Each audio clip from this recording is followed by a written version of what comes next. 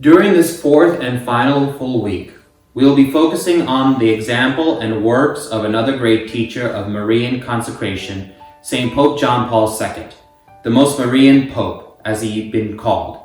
Profoundly deepened the Church's understanding of Marian consecration. Building on the works of the Second Vatican Council, he provides us with a thoroughly biblical treatment of Marian consecration, which he also calls entrustment, and homes in on the idea that it's Mary's role to lead us into the mystery of Christ's redeeming love and self-consecration to the Father. Day 22, Mary's Gift of Mercy. In 1917, while World War I rages, the Blessed Virgin Mary appeared to 3 shepherd children in Fatima, Portugal. She told them that the war would end, but if people didn't convert, a worse war would follow, and Russia would spread its error throughout the world, causing more wars, martyrs, and persecutions of the Church. To prevent this, Mary asked that the Holy Father consecrate Russia to her Immaculate Heart, and for people to make 5 consecutive First Saturday communions of reparation. In the end, she said her Immaculate Heart would triumph. It's interesting that Mary mentioned Russia. At the time, this was cause for confusion. Russia? Holy Russia? What error would this devotedly Christian country spread throughout the world? And how could such a poor Russia exercise so much influence? At this point in history, the Soviet Revolution was in its infancy. The communist, atheist, totalitarian regime had not yet been established. After Mary gave her prophecy about Russia, the children saw a vision involving a bishop dressed in white, who they understood to be the Pope. With great distress, they saw that he would suffer much and then be shot and killed. The children described what they saw only to church authorities, who decided not to disclose it to the public. This became known as the last secret of Fatima. Now, the very first apparition of Our Lady of Fatima happened on May 13, 1917 at 5 p.m. Exactly 64 years later, May 13, 1981 at 5 p.m., a small open-air jeep rode out into St. Peter's Square, carrying Pope John Paul II, who was warmly greeted pilgrims gathered into that square. At one point, the jeep stopped so the Pope could take a little girl into his arm.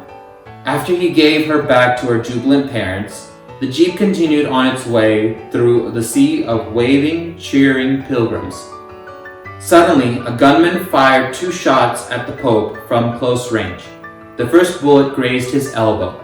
The second struck him in the abdomen and ricocheted inside him, shredding intestines and piercing his colon. Miraculously, the bullet missed the main abdominal artery by 1/10 of an inch. Had it been struck or even grazed, John Paul would have bled to death on the way to the hospital.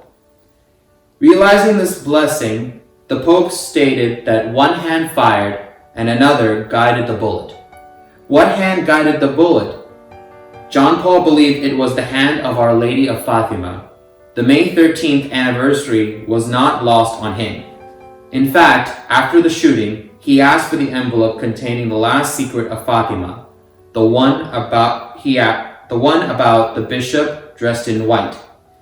Then, with Fatima much on his mind, he thought to consecrate the world to Mary's Immaculate Heart as soon as possible. And he began composing an act of entrustment, which he solemnly prayed less than a month later. Even before this, within a week of the shooting, he repeated his own personal consecration to Mary in a recorded address to the pilgrims gathered in St. Peter's Square. To you, Mary, I repeat, tutus tus ergo sum. On March 25, 1984, in St. Peter's Square, before the official statue of Our Lady of Fatima that had been flown into the inn for the occasion, John Paul made a more solemn entrustment of the world to Mary's Immaculate Heart. He concluded the prayer with the following words: "Let there be revealed once more in the history of the world the infinite saving power of the redemption, the power of merciful love. May put a stop to evil, may transform consciousness, May your Immaculate Heart reveal for all the light of hope. After learning of the Pope's solemn entrustment, Sister Lucia, the lone survivor of the 3 Fatima seers, declared that it fully satisfied Our Lady's original request. 5 years later, the horrific Soviet totalitarian regime that had terrorized millions of people suddenly came to an end. That victory won, the Pope didn't rest. What he once called the Century of Tears was far from over. To confront the ongoing evil and injustice of the world, he forcefully proclaimed, with growing frequency, the saving power of God's merciful love.